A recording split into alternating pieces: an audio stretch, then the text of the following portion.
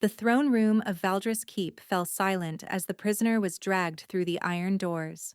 King Caelan Thorne sat motionless on the obsidian throne, his silver eyes tracking the hooded figure being hauled between two elite guards.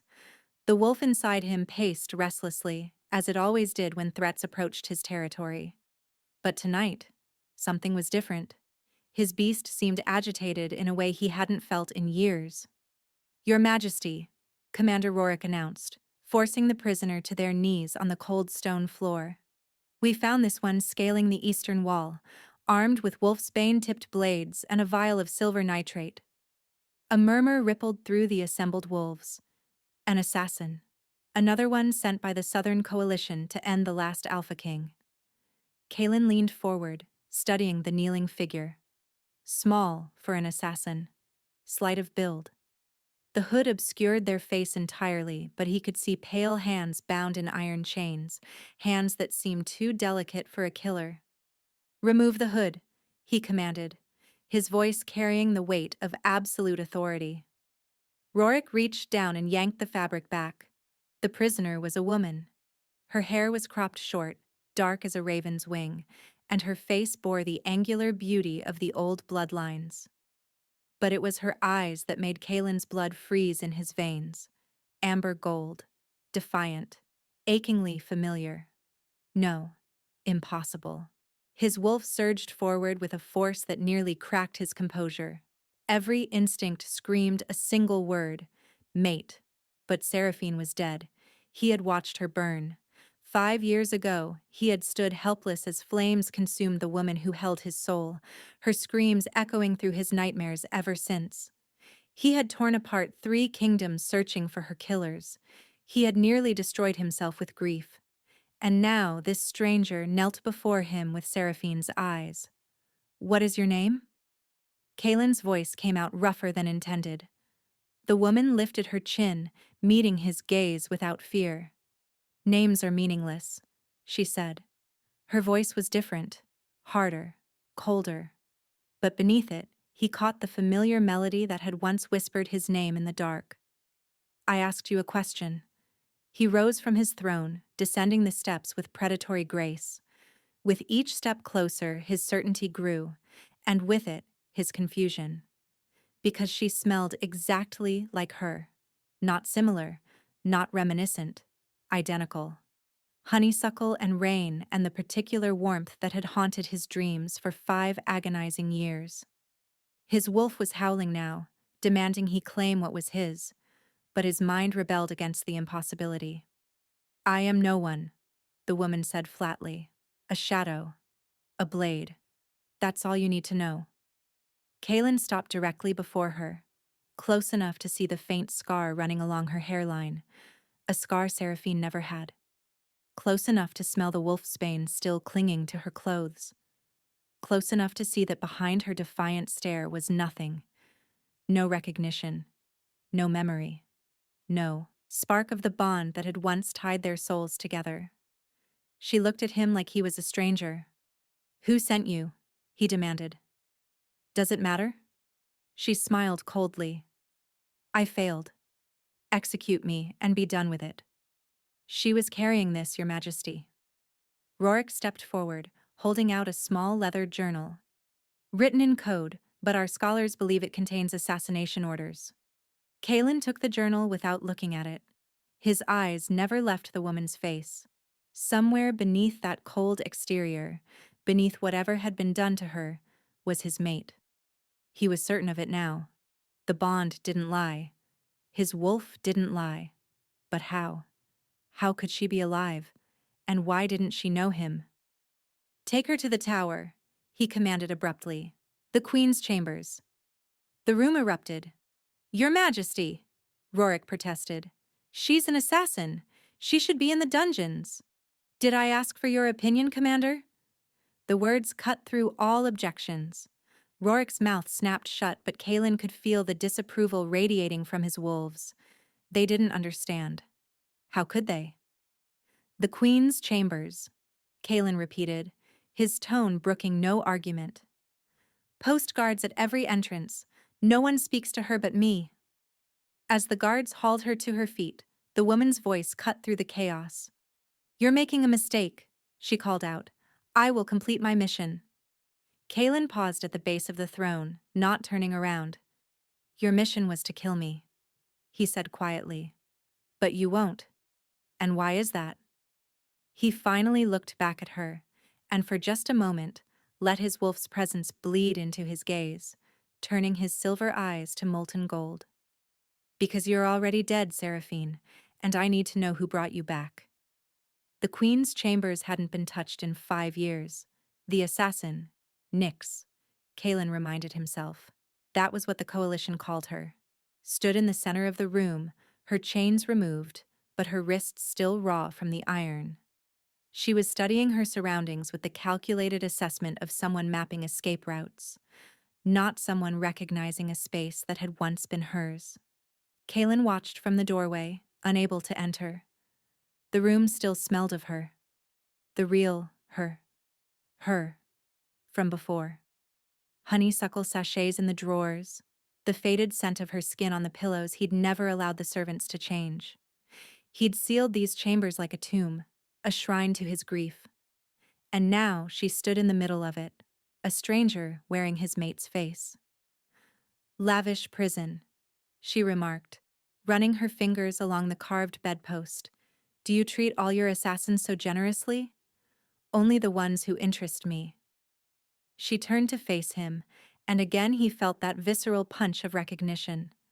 The way she moved, the tilt of her head, it was all Seraphine. But the coldness in her eyes belonged to someone else entirely.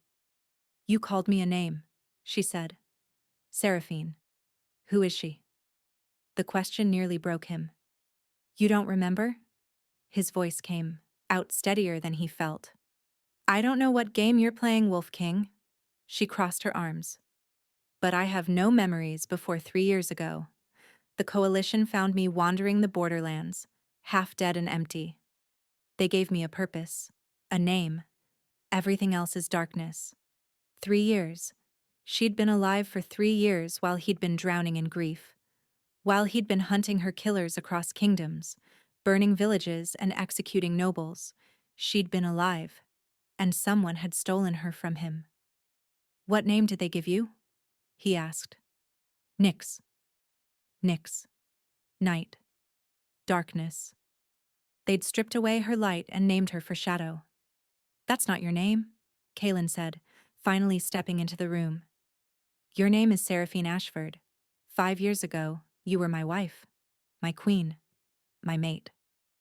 For just a moment, something flickered in her amber eyes. Confusion? Recognition? But it vanished as quickly as it appeared, replaced by skeptical coldness. "You're lying." "I don't lie." "Then you're mistaken." She moved toward the window, putting distance between them. "Whatever woman you lost, I'm not her. I'm an assassin. A weapon. That's all I've ever been." Kaelin felt his wolf clawing at his control, desperate to close the distance, to touch her, to prove the bond still existed. But he held himself back. She was a cornered animal right now, trained to kill, and taught to trust no one. If he pushed too hard, he'd lose her all over again. "You have a birthmark," he said quietly, "on your left hip. Shaped like a crescent moon." She froze. "You hum when you're thinking, even when you don't realize it. Always the same melody, an old lullaby your mother sang before she died." Her hand pressed against the window glass, knuckles whitening. "And when you sleep," Kaelin continued, moving closer despite himself, "you curl toward warmth. Every night we shared, you'd end up pressed against my chest by morning, your hand over my heart." "Stop," her voice cracked. "How do you know these things?" "Because I am your mate. Because I spent 3 years memorizing every detail of you and 2 years trying to forget them. Because the bond between us didn't die when I thought you did." She whirled to face him, and he saw it then. Fear. Genuine, desperate fear breaking through her assassin's mask. "You're wrong," she insisted, but her voice shook. "I would remember. I would feel something." "Do you feel nothing?" He held her gaze, letting her see the pain he'd carried for 5 years. When you look at me, when you smell my scent, when you hear my voice, is there nothing? The silence stretched between them like a blade. Then, so quietly he almost missed it, there's something. I don't know what it is. It's been there since they dragged me into the throne room, like a pull I can't explain. The bond, even broken, even buried beneath whatever they'd done to her, the bond remained.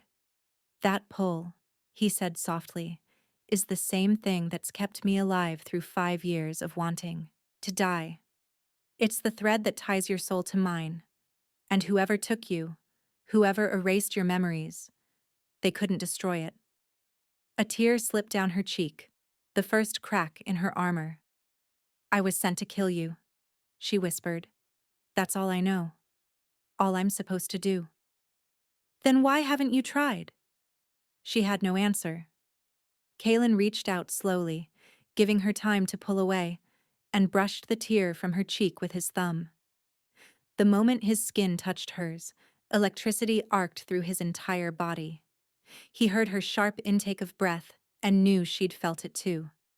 I'm not asking you to trust me, he said. I'm asking you to let me prove what I'm saying. Give me 3 days.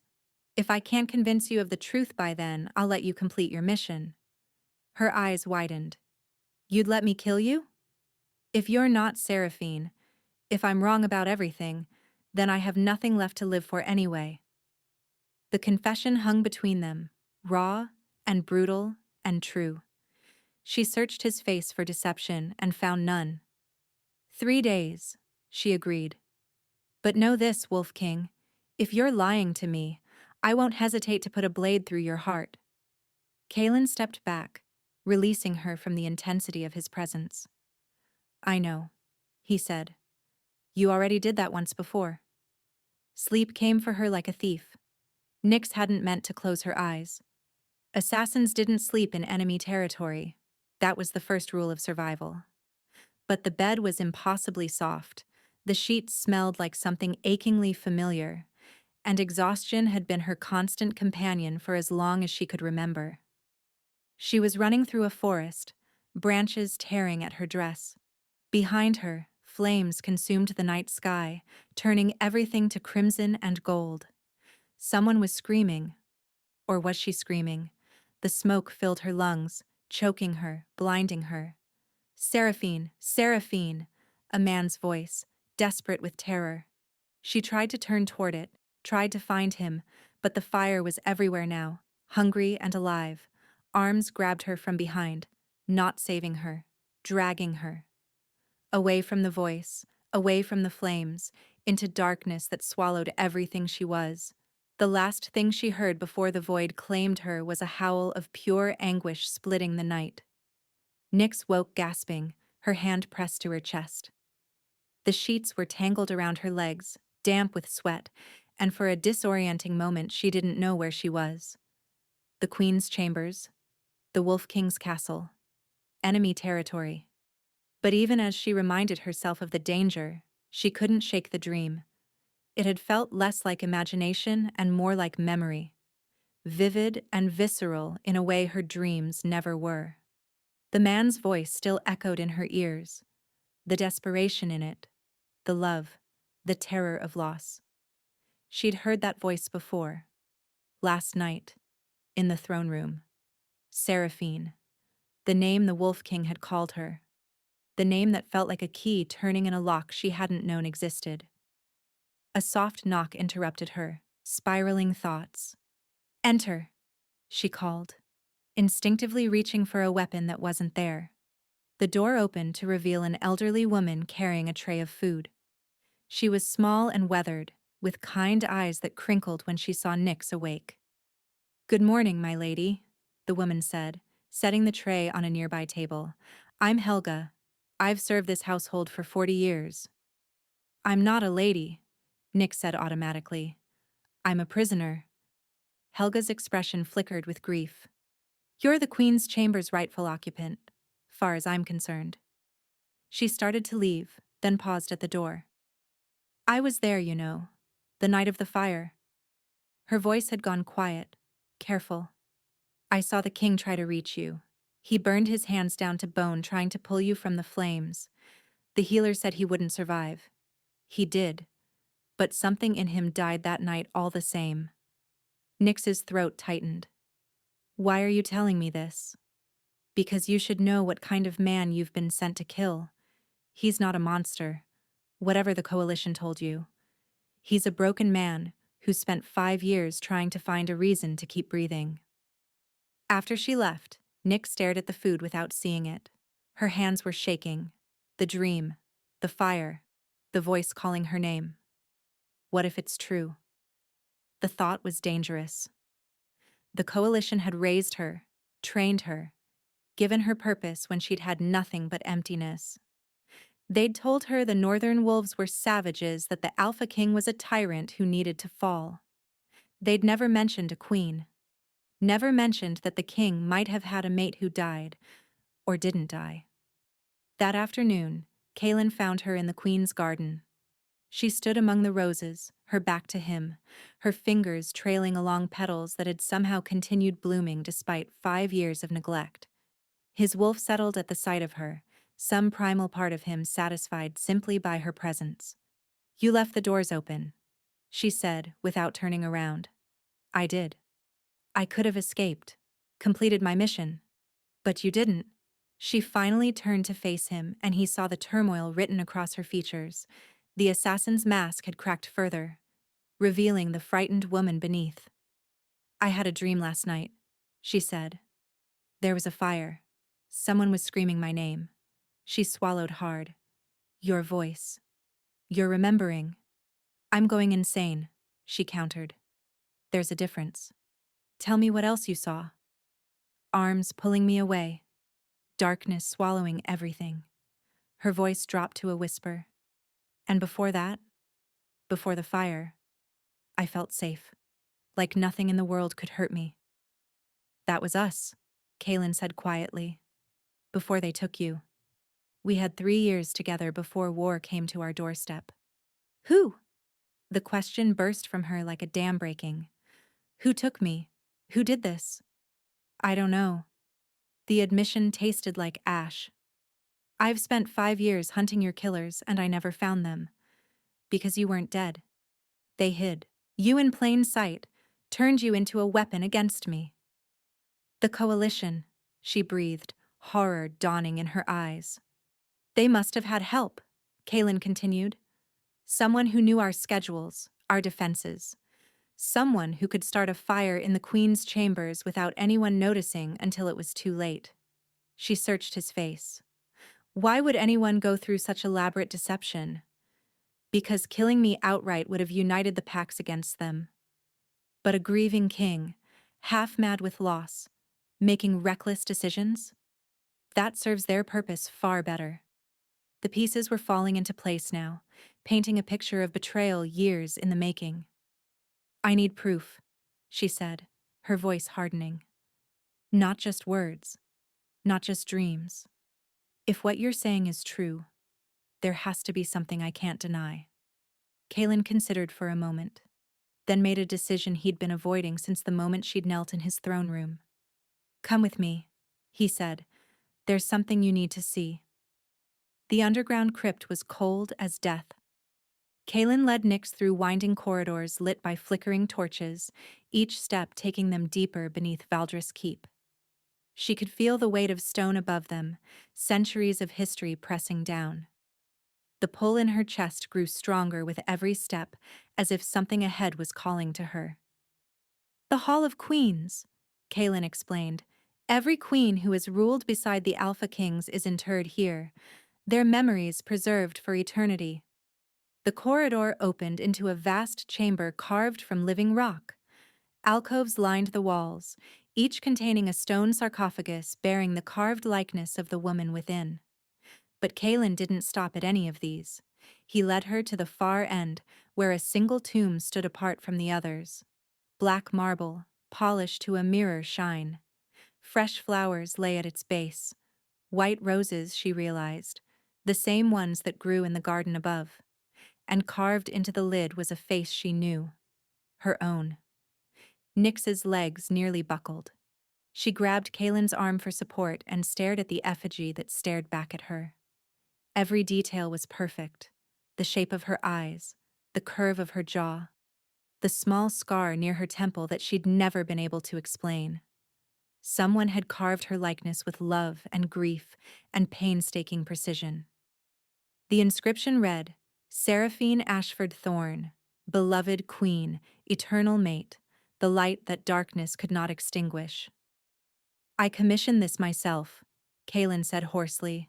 "Spent weeks with the sculptor, describing every detail of your face from memory. When it was finished, I came here every night for 2 years, just to look at you." Nyx couldn't speak. Her throat had closed entirely. She reached out with trembling fingers and touched the cold marble cheek, her cheek, and felt something crack open inside her. "They told me you burned," Kaylin continued, "that there was nothing left but ashes. I gathered those ashes myself, placed them in that tomb with my own hands." "But I'm not dead," she whispered. "No." His voice broke. "You're not." Tears streamed down her face, grief for a life she couldn't remember. "Who was she?" Nyx asked. "Who was I?" "You were a healer's daughter from the southern valleys. Your mother died when you were young, and your father raised you to help the sick and wounded. You had no wolf blood, no noble lineage, and no political value whatsoever." He paused, lost in memory. "I met you during the border wars. You were tending wounded soldiers, mine and the enemy's alike, because you said suffering didn't recognize battle lines. I thought you were the bravest woman I'd ever seen." Despite everything, Nyx felt the ghost of a smile. "And you fell in love with a commoner? How scandalous." "I fell in love with you." The title was irrelevant. "My council raged for months, threatening rebellion. I told them I'd rather lose my throne than lose you." He reached into his coat and withdrew a small locket on a silver chain. Old and tarnished, clearly well worn. "You gave me this on our wedding night. There's a portrait inside, your mother's. You wanted me to carry a piece of your heart wherever I went."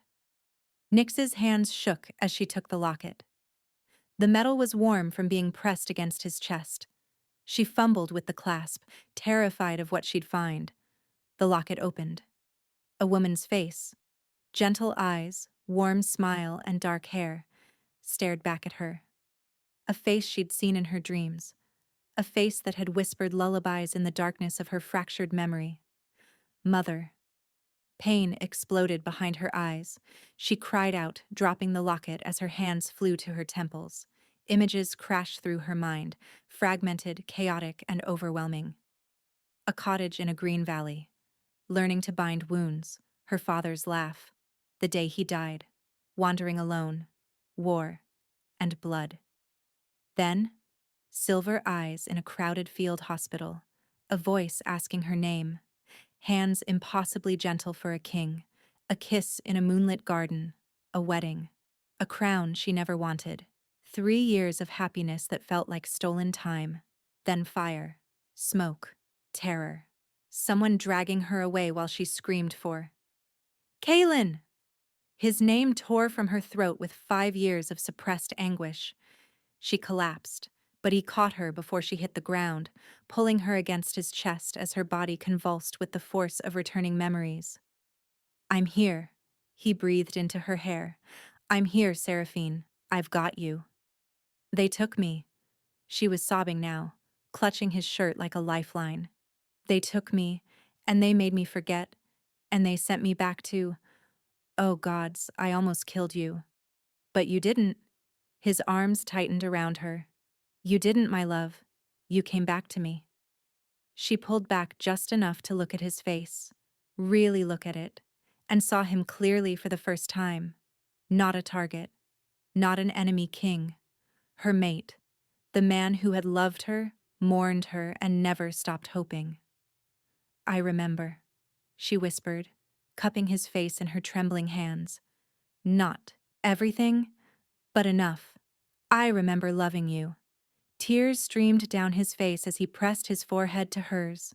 For a long moment, they simply held each other in the Hall of Queens, surrounded by the dead, celebrating the miracle of survival.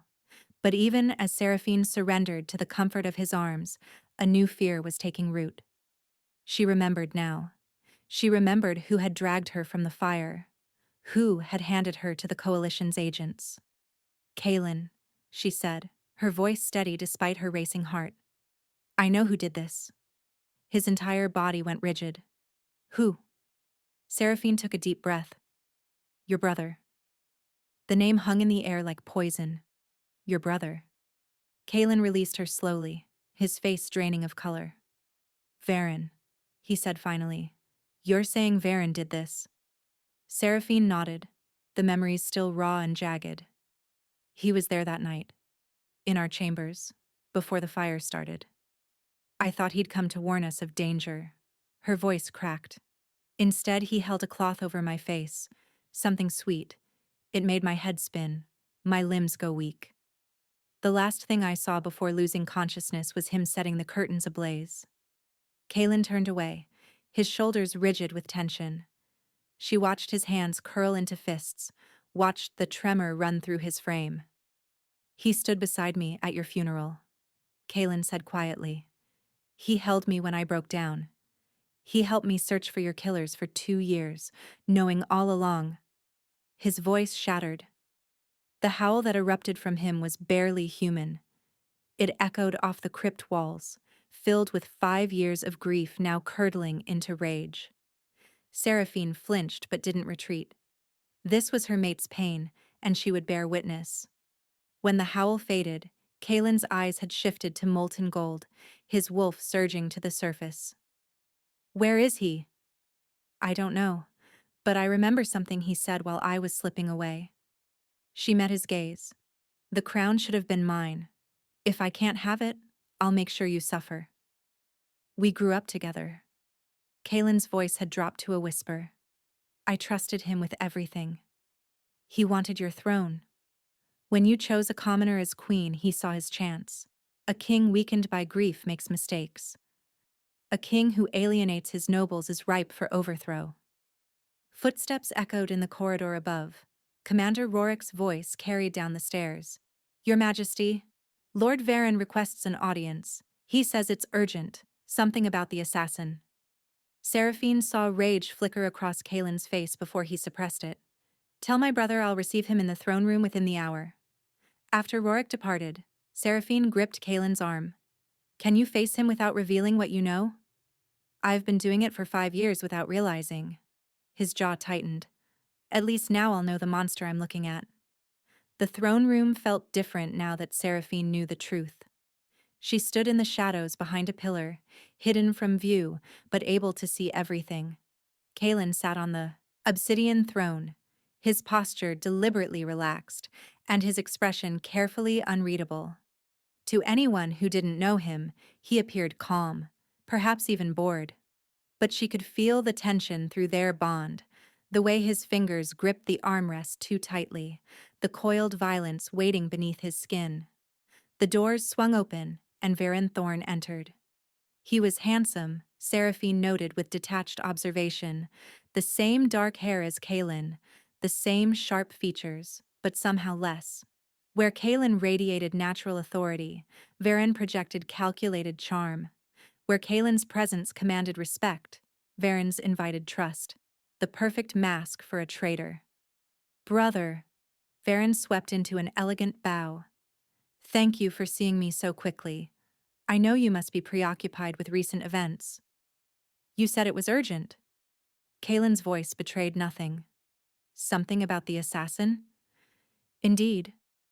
Varen clasped his hands behind his back, the picture of concerned counsel.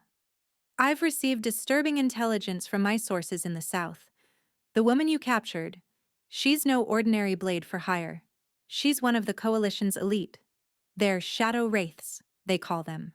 Assassins so thoroughly conditioned that they feel no fear, no loyalty, and no emotion whatsoever. He shook his head with practiced sorrow. I'm afraid rehabilitation is impossible. The kindest thing would be a swift execution.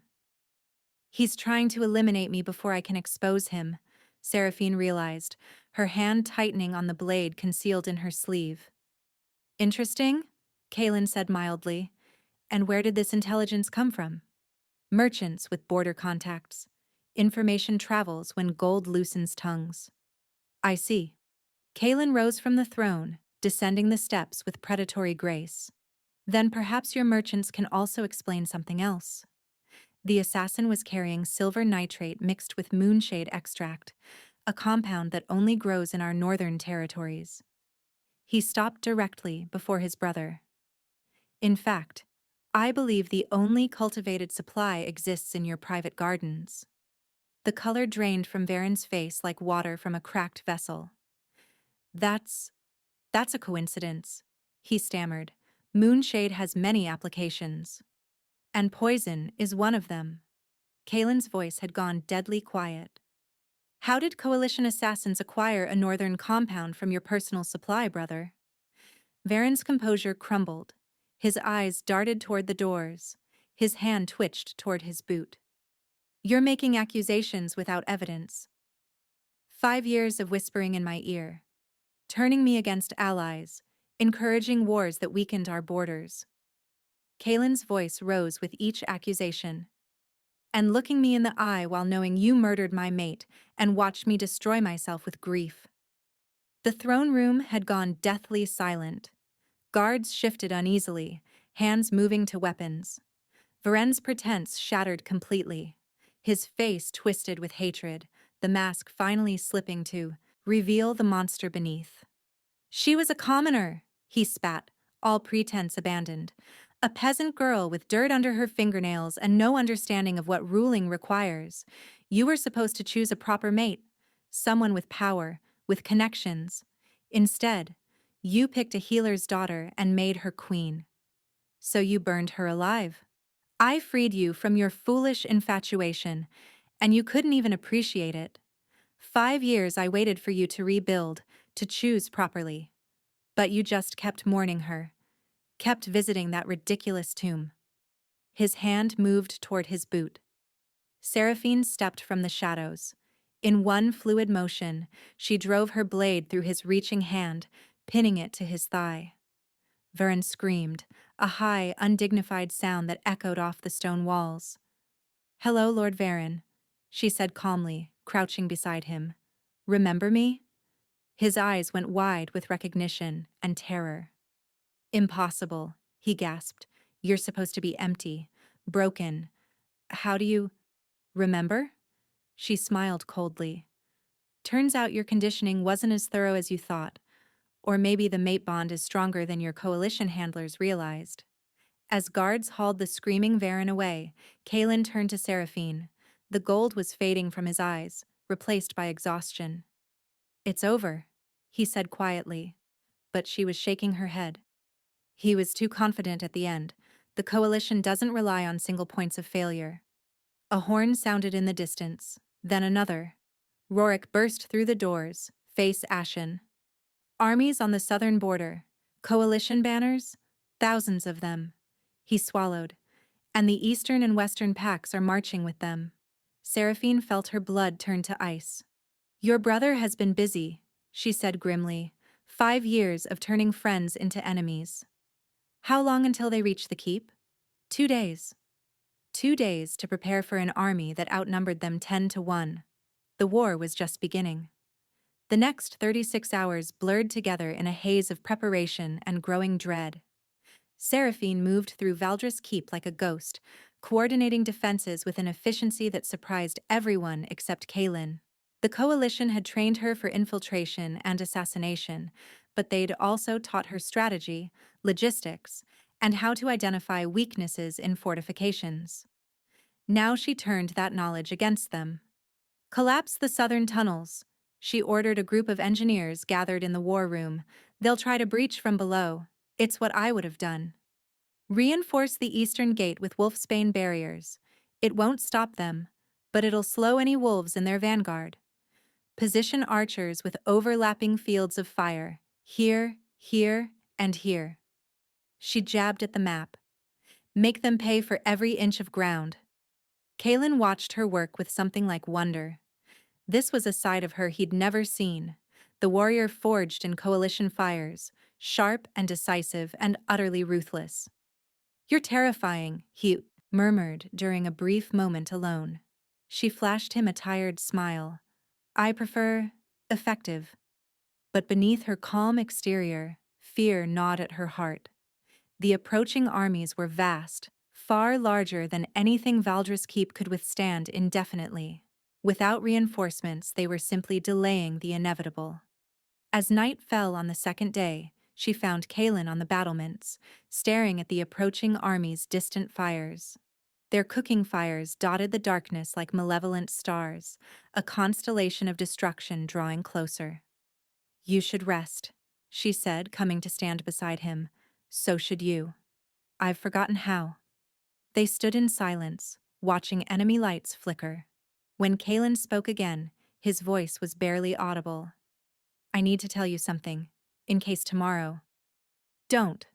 She grabbed the front of his shirt, pulling him closer. I didn't survive 5 years of hell, didn't claw my way back from the void, just to watch you give up when things get difficult. I'm not giving up. I'm trying to prepare you. For what? Widowhood? She laughed bitterly. I've already mourned you once. When the coalition told me you were my target, some part of me grieved. The bond was there, even when my memories weren't. Her voice cracked. The mate bond isn't just magic. It's not just fate or wolf instinct. It's a choice. Every day, choosing each other despite everything that tries to tear us apart. I choose you, Kaelin Thorne, in this life and whatever comes after. I choose you when we're winning, and when we're losing, and when the whole world is burning around us. So don't you dare prepare me for your death because I'm not accepting it. For a long moment, he simply stared at her. Then his arms wrapped around her with desperate strength. I choose you too. He breathed into her hair. I chose you when you were a healer with no name. I chose you when my kingdom threatened to revolt. I chose you when I thought you were dead. And I choose you now that you've come back to me. Then fight for me. She pulled back to meet his eyes. Not like you're already defeated. Fight like you have something to live for. Resignation burned away from his expression, replaced by fierce determination.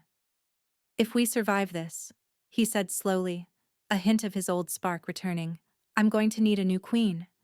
Despite everything, the army below, the battle tomorrow, the very real possibility of death, Seraphine laughed. Was that a proposal? A statement of intent.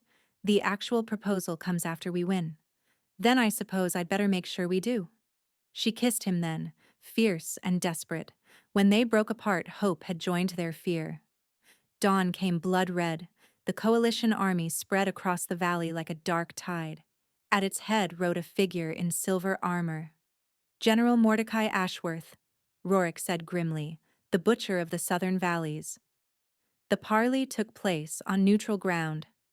Surrender the throne, Mordecai offered. Accept exile, and your people will be spared. And Seraphine? She returns to us. Her conditioning can be restored. I would rather die, Seraphine said clearly, than become your weapon again. As they turned to leave, Mordecai's voice carried across the field. A shame, truly. She has her mother's eyes, you know. Seraphine froze. Her mother's eyes. But there was no time for questions. The drums were growing louder. War had come. The battle began with arrows. They fell like black rain, thousands of shafts darkening the sky before plunging toward the defenders on the walls. Seraphine ducked behind a merlin as death whistled past, pressing her back against cold stone. Shields! Rorik's voice roared above the chaos. Return fire! She rose with the command, drawing and loosing in one fluid motion. Her arrow found its mark. A coalition soldier scaling a siege ladder 50 feet below. He tumbled backward, taking 2 others with him. 3, she counted. That's 3 for the hundreds more coming. The coalition's strategy became clear within the first hour. Waves of infantry threw themselves at the walls. absorbing casualties while siege engines rolled into position. It was a war of attrition, using overwhelming numbers to exhaust the defenders before the real assault began. "They're testing us," Kalen growled, appearing at her side with blood already spattering his armor. "Looking for weak points. They'll find them eventually." Seraphine loosed another arrow. "We don't have enough soldiers to cover every section." "I know." The admission hung heavy between them.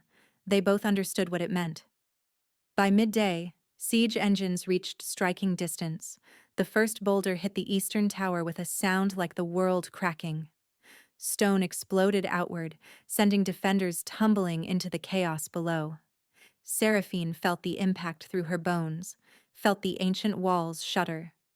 "Fall back to secondary positions," Rorik commanded. "Archers to the inner walls." The retreat was orderly but devastating.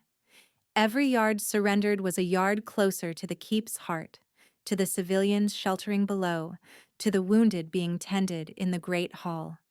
Seraphine descended from the walls as fighting turned close quarters. Coalition soldiers poured through a breach in the northern section, overwhelming defenders. She threw herself into the melee without hesitation. Her body moved on instinct, the deadly muscle memory the coalition had trained into her bones. Slash, parry, thrust. Bodies fell around her.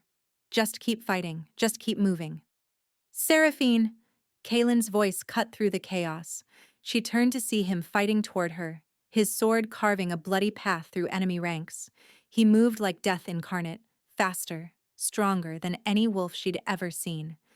"This is the Alpha King at war," she realized. "This is the monster the Coalition trained me to kill." And watching him fight to reach her, she had never loved him more. They met in the courtyard, back to back, surrounded by enemies. "This would be a terrible time to die," she panted. "Agreed." He blocked a sword stroke meant for her spine. "I still owe you a proposal." Despite everything, she laughed. Then, horns. Not coalition drums. A deep, resonant call from the northern mountains that seemed to shake the very air. Wolves. Thousands of wolves crested the hillside, their howls joining into a chorus that made the ground tremble. At their head ran a massive black wolf with eyes like molten gold, and beside it, a dozen more alphas, each leading their own pack. "The northern clans," Kalen breathed. "They came." The coalition's formation shattered as reinforcements crashed into their flank. What had been an organized siege became chaos. Wolves tearing through infantry while human soldiers scrambled to reform their lines. "Press the advantage!" Rorik's voice boomed. "For Valdrris! For the king!" The defenders surged forward with renewed ferocity. Seraphine moved with them, exhaustion forgotten in the rush of impossible hope. Through the chaos, she spotted General Mordecai fighting toward the keep's inner gates. Not retreating, moving forward, toward the civilians. She broke from the battle and caught him at the threshold of the great hall. "Stop." Mordecai turned slowly. In the torchlight, his weathered face showed no fear, only a strange, tired sadness. "You fight well," he said. "Better than I expected. Your mother would be proud." "How do you know my mother?" "Because I killed her." The words hit like a physical blow. Ilara Ashford was descended from the first wolves, the original bloodline with abilities lost for centuries. Healing, the power to command any wolf. He met her eyes. She had the gift. The coalition wanted to recruit her. She refused, threatened to expose our experiments. "So you murdered her." "I had no choice." Something like regret flickered in his cold eyes. "But before she died, she made me promise, made me swear on my own life, that I would never touch her daughter. And yet here we are. When Varen offered you to us, I didn't realize who you were. Not until too late." His voice cracked. "That's why I'm surrendering now. The battle is lost, but you deserve to know the truth about your bloodline." "What am I?" "First blood. Ancient power. Awakened through the mate bond. When you bonded with the Alpha King, you became something unprecedented. A first blood wolf mated to the most powerful alpha in 3 centuries. horror and wonder tangled in her chest. "Your mother was right," Mordecai whispered. "You are my destruction." Hours later, the battle was won. Coalition forces surrendered in droves once word spread that their general had been captured and their Alpha allies had fled. The Eastern and Western packs disappeared into the wilderness rather than face the Alpha King's justice, a problem for another day. Seraphine stood on the battlements as clan leaders pledged allegiance below, their howls of loyalty echoing off the ancient stones. The victory celebration was already beginning, torches being lit, musicians emerging from wherever they'd sheltered during the siege, the smell of roasting meat drifting up from the courtyards. Their howls should have filled her with joy. Instead, Mordecai's words haunted her. First blood. The power to command any wolf. You became something unprecedented. What did that mean for her future? For her and Kaelin? Would her own people come to fear her the way the coalition had feared her mother? "You're thinking too loudly." Kaelin's arms wrapped around her waist from behind, his warmth a welcome contrast to the cool night air. "The bond," he explained at her questioning look. "I can feel your thoughts spinning, sharp edges and tangled threads. That's unsettling. I find it comforting. It means you're alive. It means you're here." She turned in his embrace to face him, searching his eyes for any trace of fear or hesitation. "Aren't you afraid, knowing what I might become?" "I've been afraid for you since the moment you walked into my throne room wearing a stranger's face." He cupped her cheek, his thumb tracing the line of her jaw. "Afraid of losing you again. Afraid of what they'd done to you.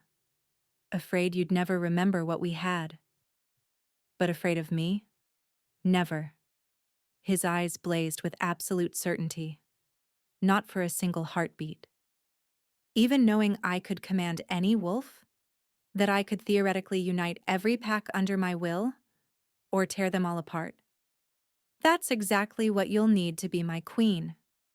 A hint of his old smile played at his lips. The territories have been fractured for too long. The coalition wouldn't have gained such a foothold if the packs had been united. "You're not going to become a tyrant, Seraphine. You're going to bring peace." "How can you be so sure?" "Because I know you." He gathered her hands in his, pressing them over his heart. "I know the woman who tended wounded soldiers regardless of which side they fought for. I know the wife who stood beside me even when my own nobility called for her exile. I know the warrior who fought her way back from oblivion rather than become a weapon pointed at my heart." He leaned his forehead against hers. "First blood or not, ancient abilities or not, you're still you. And you've always had the power to change the world. Now you simply have the means to do it." Tears spilled down her cheeks, tears of relief, of exhaustion, of emotions too vast to name. "I love you," she whispered. "I loved you before I remembered your name. I think I loved you even when I was supposed to kill you." "I know." He smiled, that rare, devastating smile that made her heart stutter. "The bond told me. Even when your mind forgot, your soul never did." He reached into his coat, not his armor, she noticed, he must have changed at some point, and withdrew something small and gleaming. A ring, silver and moonstone, delicate but strong, clearly old and clearly precious. The moonstone caught the starlight, glowing with an inner luminescence that seemed almost magical. "This belonged to my mother," he said quietly, "and her mother before her. It's been waiting in my vault for 5 years, because I couldn't bear to look at it knowing it would never be worn." He dropped to one knee on the cold stone of the battlements, and Seraphine's breath caught. "Seraphine Ashford," Kaelin said, his voice steady despite the emotion shining in his eyes. "You've already been my wife, my queen, my mate. But that was before. Before Varen's betrayal. Before the coalition's schemes. Before we both walked through fire and came out changed." He held up the ring like an offering to the stars. "Will you choose me again? Not because a bond compelled you or a ceremony bound you, but because—" "Yes." The word burst from her before he could finish. Yes, she repeated, laughing through her tears. 1,000 times yes. You impossible, romantic, ridiculous man. Yes. Kalen's face split into a grin as he slid the ring onto her finger. It fit perfectly, as if it had been made for her. And perhaps, in some ancient, magical way, it had been. He rose and pulled her into a kiss that tasted of victory and promise and the future they would build together. When they finally broke apart, the first stars were appearing in the darkening sky above them. Below, wolves howled their triumph to the rising moon. Torches blazed in the courtyard. Somewhere, musicians were playing a wild, joyful tune that spoke of survival against impossible odds. What happens now? She murmured against his lips. Now? Kalen tucked a strand of hair behind her ear, his touch impossibly gentle for hands that had dealt so much death today. Now we rebuild. We track down the remaining conspirators. We figure out exactly what your abilities can do. His eyes gleamed with something that might have been anticipation. And we make the coalition regret ever thinking they could tear us apart. That sounds exhausting. It will be. He kissed her forehead. But we'll do it together. Together. The word wrapped around her like a promise. After 5 years of separation, 3 years of emptiness, and 2 days of impossible battle, they had found their way back to each other. Seraphine leaned into her mate's embrace and let herself believe, finally, that the worst was over. There would be more battles to fight, more enemies to face, more secrets to uncover about her bloodline. The road ahead was long, but for now, for this one perfect moment, there was only the warmth of Kalen's arms, the weight of his ring on her finger, and the unshakable certainty that whatever came next, they would face it together. The assassin who had come to kill the king had found something far more precious than revenge. She had found her way home.